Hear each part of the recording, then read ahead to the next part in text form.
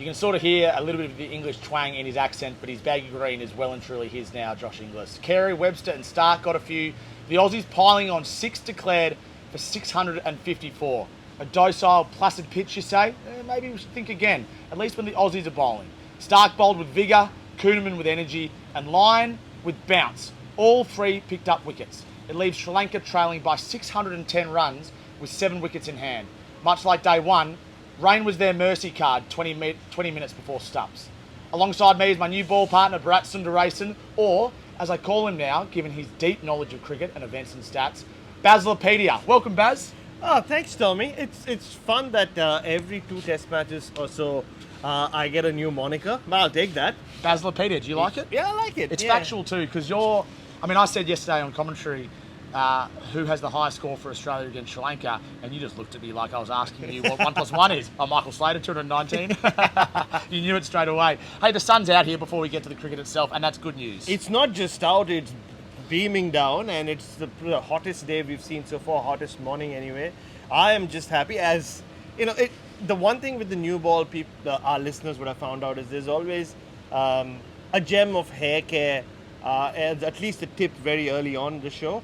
It was hair wash day, and I'm so glad it was hair wash your day. hair's glistening. Thank you so much, because I don't think my hair would have otherwise survived this heat if I hadn't, shampooed, and most importantly, boys and girls, conditioned it. So very important. How does my hair look at the moment? Um, That's the first time you've been speechless in 35 episodes. it looks a lot like that pitch at the moment. Slightly dry. Slightly dry, but there still aren't too many significant marks on that pitch from where we sat. And you just mentioned it there. Australia's spinners already seem to have got more out of it. We expected that, the pace at which they bowl, and just the way they bowl as well, the overspin for Nathan Lyon. But more than all of that, 654 runs in the tally already to defend. So that always energizes the spinners and the bowlers even more. And Sri Lanka looked like a tired group, and I'm sure we'll break that down as we move forward. But the sun is interesting and important, because this will bake this pitch, because it hasn't got a lot of outright sun so far in the first 2 days. So this is good news for the Australians, because it means it will probably turn quicker than what it would have been overcast. Absolutely right. Yeah, it'll dry up, and there will be some marks that will start showing up on it, because otherwise this kind of pitch can often, like this black clay as well, can often end up dead. And what I mean by that is it'll be difficult to score runs, difficult to take wickets. But this, with the sun beating down on it, I think this will be all Australia. So yesterday, Australia batted for 73 overs before the declaration, 4 for 324, and then 3 for 44 from 15 overs, the Sri Lankans. There's nothing better for team morale and cohesion and culture than making a big score, knowing you have a quick window to field, and going out there and hunting as a pack. And that's exactly what the Aussies did. And we'll dive into that in a few moments' time. Of course, we are here for the Cobram Estate, Australia's most awarded extra virgin olive oil, grown, harvested, and first cold pressed in northern Victoria, which has a similar sort of sun to what we're experiencing right now, with minimal wind across this new ball studio here at Galle. We are also here for Henley Main View Collection, prices your bank will love and your friends will envy. Before we dive into Inglis and Khawaja and the rest of the Aussie batting and the issues from yesterday, at the risk of gushing, and that's what you get accused of when you are positive about any organisation or any selection calls. If you actually go back through the last few months, the selectors have had a fantastic few months. So the ticks, sticking with Marnus for Adelaide, which I think in my mind at the time was a big if, given how he played in Perth. Constance for McSweeney in Melbourne, a big tick. It was a sugar hit that worked in the moment. Bow for Mitch Marsh in Sydney clearly worked as well. Head to open here, Inglis to 5, and 3 spinners in Galle so far has worked. Now a couple of crosses, McSweeney to open didn't work against Bumrah, and the preparation before Perth probably could have been better. But overall, I think, Baz, the selectors should hold their heads up, and they've picked teams for the right moments, and it's allowed Australia to be in strong positions in all of those test matches, aside from the first one against the Indians. I don't even think it's gushing. I think it's just being fair. And we were fair when things didn't work out, and we are fair now that things are working out. And you're right. And the only point, I won't say I disagree with you. I like to disagree with you on and off, but this isn't so much a disagreement. I would say that McSweeney did work. That 39 he made in Adelaide was crucial in setting up the third day's play or second day's play for Australia, where Travis Head was allowed to walk out when the ball was old, the pink ball, and the Indians were a little flat. So that partnership between McSweeney and Marnus, you can't call it a success, the McSweeney experiment, Yep. but still, they still got a contribution out Well of clarified. it. Yeah, I'm with you there. And there's a lot of criticism for selectors, and no one barracks for Cricket Australia, like no one barracks for the AFL, the NRL, and no one barracks for the selectors or supports the selectors. But they've made tough calls, and the conscious call to leave him out would have been tough, I'd imagine. Not because he would have been affected by it necessarily, but because he's Australia's, Golden child. golden yeah. child in many Absolutely. ways. But Head to open the batting makes sense to the subcontinent. And I've said before Inglis batted out here, I love Josh Inglis as a cricketer. At 29 years old, I think Josh Inglis could be a 100 test cricketer. I really believe that. I mean, Michael Hussey almost was at the same age. Adam Gilchrist almost was at the same age. They don't play maybe as much test cricket now. But they do in that's the 2027. only thing going on. But what I'm saying is he could be a long-term test cricketer. Yeah. And this is the second delivery of the over. Josh Inglis, as a middle-order batter, has now locked himself in these conditions and probably other conditions as well, hasn't he? Oh, for sure. I mean, in these conditions, that number 5 opens up when they push Travis Head up to open, and I can't see Travis Head not opening in the subcontinent, and potentially even in the Caribbean. We'll have to wait and see what those pitches are like, because they can go either way, can't they? So Travis Head will not open in England for No. sure, but will he open in the Caribbean? We'll wait and watch. But he'll definitely open in India, and I don't know if there's a Bangladesh series or a test series in Bangladesh before they get to India in 2027. If there is, then he will open there as well. So that number 5 position. I think there's Bangladesh at home. I think we're At going to home. play Bangladesh in Australia in sort of, I feel like it's a September, October type series. But Yeah. I need to double check that. Yeah, maybe. But regardless, I think he'll be the guy on top, and that number 5 was open. There were no takers because the last time Australia played a test match in the subcontinent, Peter Handscomb was the one who was batting at number 5. Yeah. Now that they've kind of moved on from Peter Handscomb, they give Josh Inglis the chance. And yes, it would have been a tough call to leave Sam Constas out, but that's more thinking about it externally. I think internally they were very aware of who was going to play. Once a middle order spot opened, it was Inglis. And if say in an alternate universe, if it wasn't an opener that they sought for this home summer, but a middle order batter that they sought for the home summer, there's no way Josh Inglis would not have made his test debut in Perth. Yeah. So it worked out well. We spoke about timing being everything yesterday, and I think he was sensational yesterday on debut. What impressed He's you made most? 100. What impressed you most about the way he batted? I mean, the footwork. We spoke a lot about Steve Smith and Usman Khawaja and how they use their feet. And the one thing for Josh Inglis is these are not very alien conditions for him. He's played other formats. He's traveled to this part of the world, A tours, and he's got success. I mean, he's made 40-ball centuries in T20 cricket in this part of the world. So he's and he spoke about it as well. It's not a question of him. It's not like Sam Constas coming and trying to see if he belongs at this level. Like Josh Inglis knows he belongs at this level. It was yes, walking out there with the test helmet on, getting his baggy green was emotional, was special. But still, the international arena itself is not alien for him. He's played over 50 games. So we saw that come through, but I thought the way he attacked spin, but more importantly, the way he defended against spin is what caught my eye. And that's why I compare it with some obvious differences to Adam Gilchrist's journey to the test level, but also Michael Hussey, because they've proven themselves in other formats first. They're used to playing in high pressure situations at the top level, and now this is just an extension of that, which is a fantastic pathway to the test level, and it gives you the best chance for success. Oh, absolutely, yeah. I mean, you don't feel overawed by anything. Nothing feels that new to you.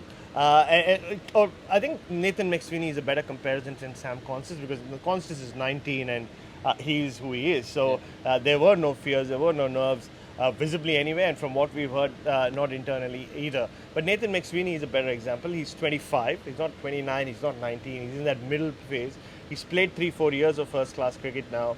And you could talk about him trying to find his feet. And it didn't help that he had to face Jasprit Bumrah straight away. I mean, it doesn't help. Even if you had played over 100 tests and you were facing Jasprit Bumrah, as we found out, throughout 2024. But I think, whether he locks this position down across all conditions, I'm not sure, because once you go back to Australia, or let's just talk about the World Test Championship final. Say everybody's fit, Travis Head will drop down to 5. So you're either talking about leaving out Bo Webster, or if say Cameron Green is fit, leaving him out, and having Inglis on top, or we're talking about leaving someone else out and then Carey only or someone Marnus. else is Marnus. Either he keeps or he bats at 3 with Marnus. So, Yeah. But these are the selection decisions that the Australians haven't had the luxury to make in recent years Yeah. because there hasn't been the pressure from players coming up. So this is what you want, pressure on positions. And Inglis is providing that with the runs he's made. Usman Khawaja's double ton. This was a happy moment, wasn't Yeah. it? It was a glorious moment for him, I'd imagine, as well, after a tough Test summer.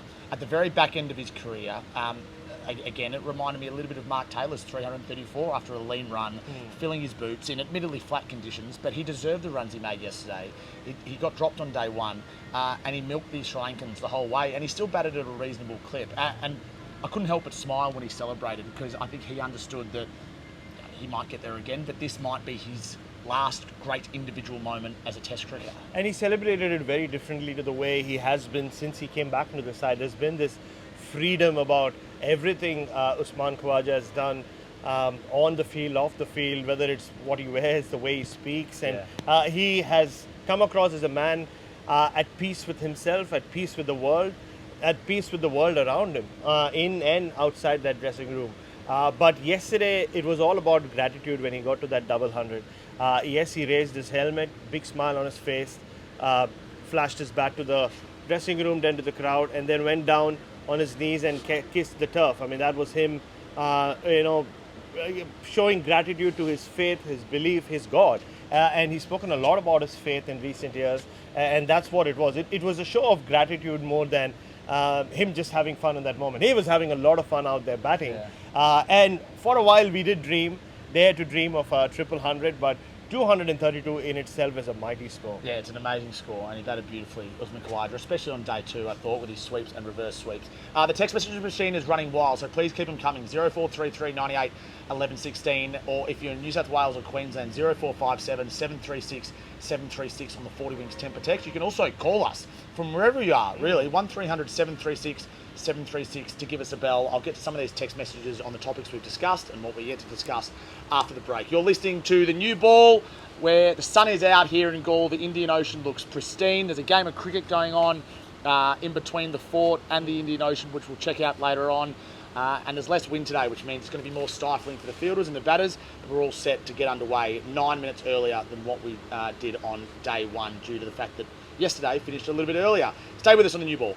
1300 736 736 to give us a call. The first delivery was the selections of the Australians, the ticks, the crosses over the last few months, and we both agree it's been overwhelmingly positive, which has allowed the Australians to be at their best. The second delivery is Josh Inglis and Usman Khawaja, which we've mostly covered off, but there are a few text messages coming through here, Baz. There's one coming from here from a texter 533. Great start by Inglis, but coming in at 3 for 400 is hardly comprehensive. Give him a go here, touring at home. Remember, we have Green coming back too. What do you say to someone who says that? No, I mean, look, the fact that he walked out to bat when he did wasn't in his control. What he made the most of it, the opportunity to kind of completely take down a deflated Sri Lankan attack, and the way he did it as well. He got to that 100, the three-figure mark of 91 balls. So it was a show of dominance from Josh Inglis in conditions which, even if they're not completely alien for him, are not something that he's used to. And also having to wait for 5 hours with his pads on. Pad rash. Yeah, exactly. With Smith and Usman Khawaja batting on and on and on. After he had to wait quite a while to get that baggy green, it would have been an interesting wait. But it just comes across as such a mature young man, and something. Again, there's a lot to like about Josh Inglis. And we'll see. I mean, Test cricket will sort him out like it sorts out everybody else, right? Like, it's not always going to be 3 for 400. No. It's not always going to be a deflated attack. Australia are not always going to be on top. But what he did show during that 50-over World Cup is, even though he didn't get a massive score, 3 or 4 times when Australia were in trouble, he bailed them out. So he's got the composure to do it. So those are all the factors that they look into, not just one individual innings. I'm a Josh Inglis man, as you know. Afternoon I love it when people call us new ballers. Are we the new ballers? Yeah, afternoon new ballers says. I like that, actually. Says this texter. In hindsight, Travis Head should have replaced Warner at the top of the order from the start. I don't see any reason why he couldn't play the same way against quick bowling on home soil. I think Travis Head would love to open in Australia, but I don't think the Australians are going to do it. No, I don't think. I think he prefers number 5. I think he really enjoys what he gets, and he's a game breaker. And I know there was some talk when David Warner was about to retire, and We didn't know who the replacement was. And even coming into this summer, that head should open. But speaking to, and Pat Cummins clearly said, that was never discussed. The head opening thing was never discussed. And rightly so. Yeah, and I don't think you need to. As he showed in with the 200s he scored, and it was his 100 in Adelaide that brought Australia back into the series. What he does at number 5 is unique, and I wouldn't move him away from there anytime ever in Australia. The only time I'd move him from there is if Australia's 3 for 10 in a test match. I'd push him down to number 6 or number 7 and get Alex Carey or someone else in. They do it in one dayers. Why are you going to leave him at number 5 given that situation? But he's, remember how he really made a name for himself at 5 was against England in their Ashes. The couple of hundreds he did make were when Australia were in trouble. He did it against West Indies as well last year in Adelaide. So he's both the crisis man and the game breaker. So Travis Head at number 5 seems like it's will be etched in there for till the end of his career. Yeah, it's a lock. Everyone at the pub got up and roared when Uzi brought up his double century. It brought a tear to my eye. That's good from Brett. Really appreciate that. The wicketkeeper question is a really interesting one because Carey is not going to be dropped anytime soon, and we discussed that. But I firmly believe that if you were starting this Test 11 now, that the Carey Inglis question is a fair one because Carey's the incumbent, and he has that spot until his performances dip. But how you fit Inglis in is really interesting. I don't think Glenn Maxwell is a discussion at this point, but how you fit Carey and Inglis in the same team is a valid question. Oh, very valid question. And if not for Alex Carey's match-winning knock in Christchurch, I mean, who knows if we are even talking about Alex Carey at this point. And he did not have a great summer last one, this 23-24. And then we go to New Zealand, didn't get runs in Wellington, and the way he batted in that innings, and it looked at 5 for 82, that Test match was done. The Kiwis had found their voice. Imagine it was the loudest I'd ever seen a New Zealand experience a New Zealand cricket ground. And then he played one of his best innings ever, or his best Test innings for sure at that point, and saw Australia home. And he had a decent summer. He's been in great form, but again, I don't know how much you can read into his 40 odd yesterday. But he looked good. I mean, he swept and he reverse swept. He's playing well, but ultimately the question is Inglis a better option if the selection squeeze comes? If the selection squeeze comes, but I still think they will stick with the incumbency, unless of course Alex Carey has a shocking, say he fails in the World Test Championship final and has a shocking tour of the Caribbean, then Inglis is just there. I mean, he's been there, now he's there with the Test 100 on debut. So yeah, I mean, there will be pressure on Alex Carey, don't get me wrong. But at this point, as of today, I don't think they're thinking about that. Yeah, Carey's 33, Inglis is 29, so it could end up being an orderly handover, a bit like Gilchrist into Brad Haddin. But Brad Haddin was worried. Brad Haddin has openly said that if Gilchrist played another year or two, he might have been done. Yep. So it could easily work out that way, or it could be difficult for Alex Carey. We'll wait and see. But you're right, Josh Inglis certainly impressed yesterday. We're going to go to the news. This is the new ball for Cobram Estate, Australia's most awarded extra virgin olive oil, grown, harvested and first cold pressed in northern Victoria. After the news, we'll do the good oil for Cobram Estate, Australia's extra virgin olive oil, and the 4th delivery coming up at the first over. Josh Inglis talking to Bharat Sundaresan and Adam Collins yesterday after his debut Test century. Tom Morris and Baz are with you here at Galle. The Indian Ocean looks absolutely superb today. It's just amazing looking around and being in this incredible venue. I firmly believe it's one of the couple of best, most picturesque venues in the world, alongside Cape Town, Newlands, with Table Mountain overlooking that. Baz, before we get to the 4th delivery, what are you seeing out of the middle at the moment?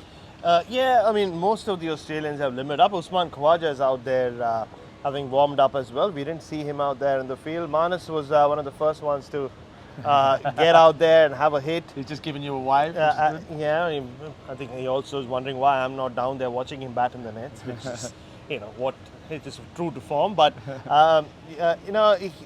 was the only one to walk out to bat, and that is a question as well. What is he going through? I mean, the only batter to miss out, and we've seen it so often in Test history when a team piles on a massive total, there will be one or two who miss out. In this case, it's him. Webster to a smaller extent, but that doesn't count. I think by that time it was just declaration batting.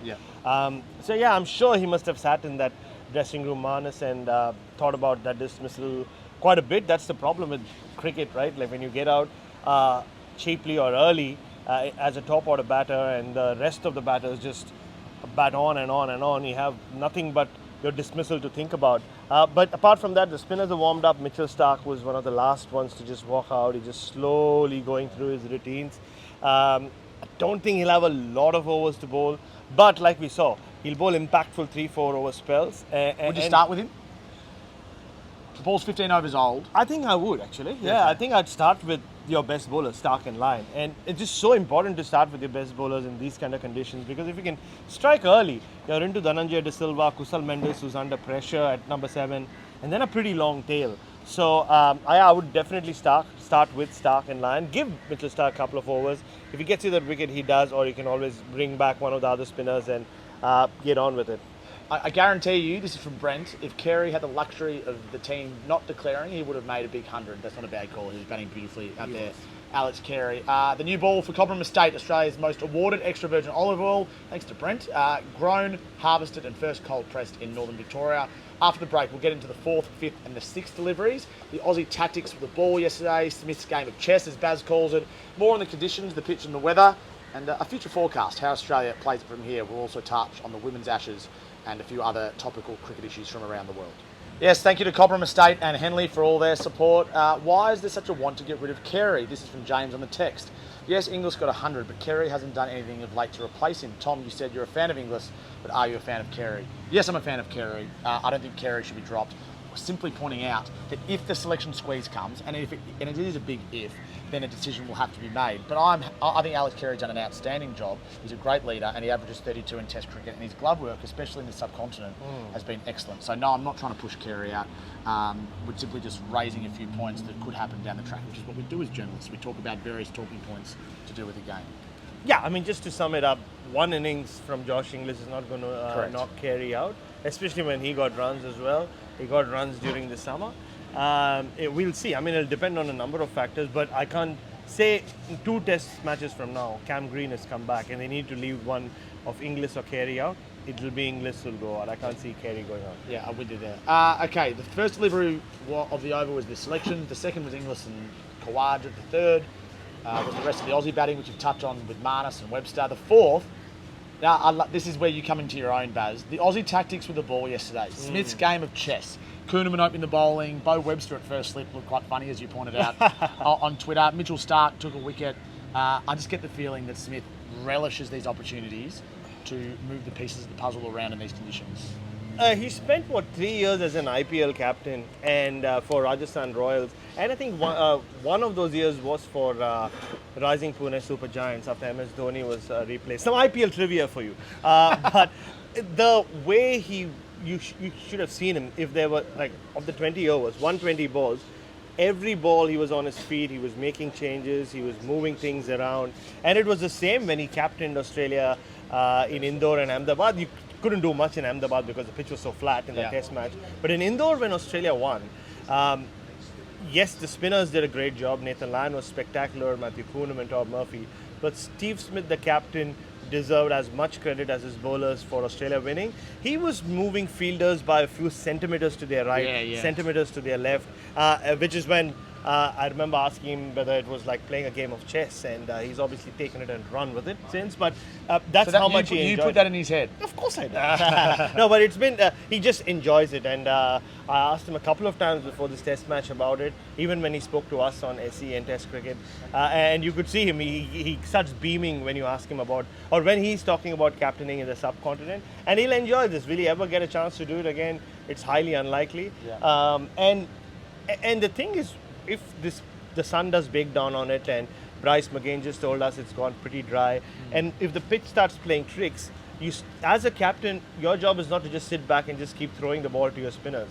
You bring the right spinners at the right times, give them the right amount of spells, and also use the experience of Mitchell Stark for short bursts, but again at the right time. And Steve Smith will enjoy that. And also, it's again not a question of it's not like great cricket. Short leg slip, silly point slip.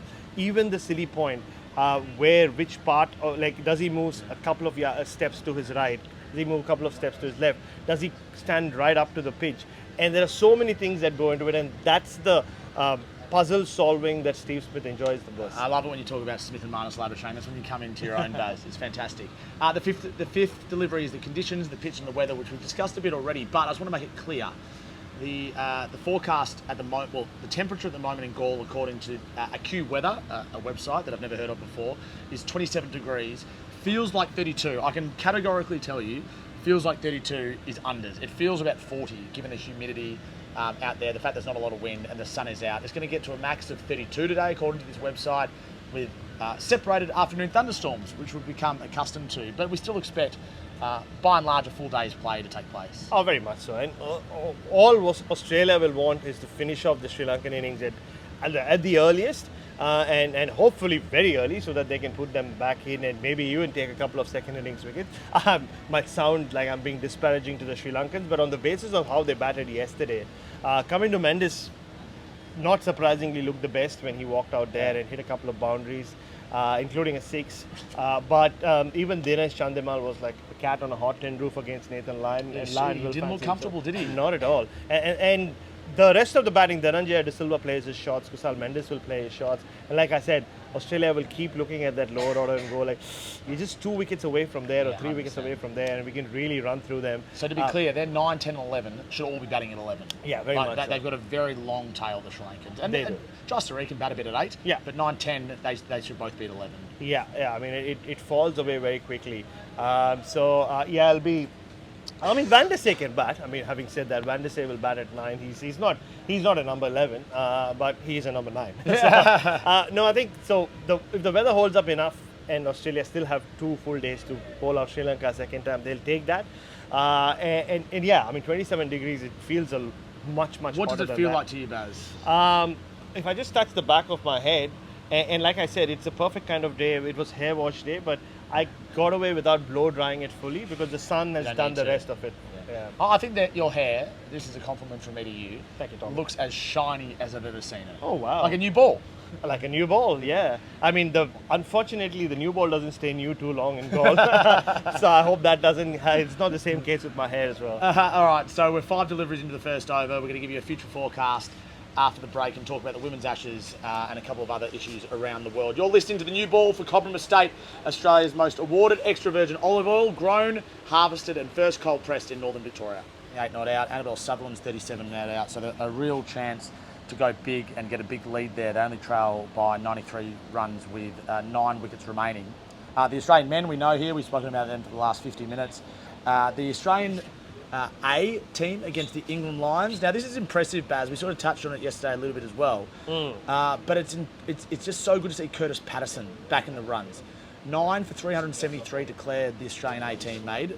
Curtis Patterson 137 off 231 balls, and Josh Philippe 120 not out off 121. There's another player we could be looking at for international duties. England 6 for 106 in reply. The wickets have been shared. Xavier Bartlett with a couple at the top. So you're thinking, okay, so we've got Australia A, we've got the English, the Australian women, we've got the Australian men. What's the other team we've got playing? It's the Australian under-19 women in a World Cup game against South Africa. The Aussies, we made, what did we make? 8 for 105 in that semi-final in a T20, I think it is. No, it's just an ODI World Cup. No, that's a T. No, we are 8 for 105. So we're waiting to see how that plays out. That's a live score as well from South Africa. Yeah, so much. And what a day it was for the 2 test teams, the men and the women yesterday. Sensational. And again, like you said, Australia A had a great team, a great game, I should say, a great day. And now, I mean, looks like the Australian under-19 women are a bit of a bother, but that pitch, I've been keeping an eye on the scores during that under-19 Women's World Cup, and a lot of low scores, and Australia will still back themselves to get over the line against South Africa. Okay, so we're about a couple of minutes until we get to the pre-game show. Adam Collins and Bryce McGain are ready to go. Peter Lawler, Simon Kadich will be involved. Russell Arnold, of course. How good are Russell Arnold's stories as well? he lives in Sydney. He's so well versed on all things cricket. It's great to listen to him. And all things rugby league, and all things Australian cricket. No, Russell is all over, like in everything, and he's a fun guy. You know, you never have a dull moment with Russell Arnold around.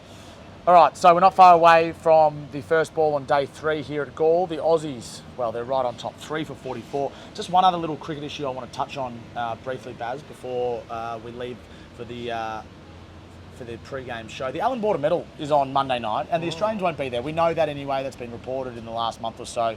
Unavoidable. This can't happen again, though. I think it's disrespectful to that award, but it's just a product of the fixturing in world cricket at the moment. Yeah. It's very difficult. Just give all the awards to Pat Cummins. He's still there, so that will make life easier for everyone. He'll take them all. Who wins it? Pat Cummins? Ooh, it's tough. tough year, right? Like, I think so. Can't look past Pat Cummins. Yeah. Maybe I'm just biased. Travis Head, maybe. Could come close, but Travis Head. What are you seeing out in the middle at the moment? Well, slowly but surely, the players are just wandering off. The support staff as well. Mitchell Stark had a good old warm-up. He was the last one to arrive, as I said. Nobody's in a hurry. The Sri Lankans have just finished a long game of, what do they call it? Foot volleyball or whatever it's called. And what my biggest takeaway from that is Jay Surya has a mean left foot. Which we absolutely love. Just like Sanath Jai Surya had a mean left-handed cut Jay shot. Surya is who I'm talking about. Not Prabhath. Interesting. All right, that's the new ball. We'll be back from the same time tomorrow. Up next, it's Adam Collins who's leading the team for the pre-game here from Galle.